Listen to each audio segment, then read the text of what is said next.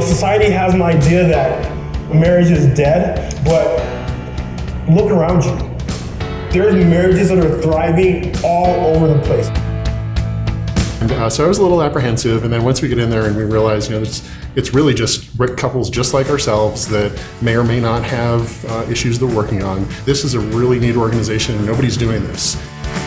To be away completely from your home and the responsibilities that you have on a day-to-day basis, I think puts you in a whole different place to be able to really connect with each other.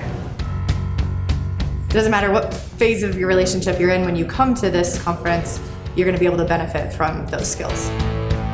Sometimes it takes that person on the outside that can give you something that you never heard before, that changes your whole entire perspective. The tools that we're taking with us, we're already putting into practice today, and so what more can you ask for? Once our kids see us modeling those tools and modeling a great marriage that's growing and getting better every year, that's something they can take into their own relationships. Do it. You have to go. This is a great opportunity for couples to come and learn something new. But you guys have to get here and hear what they have to say. It's something that anybody can benefit from coming, and you will take something home that you can use with your family.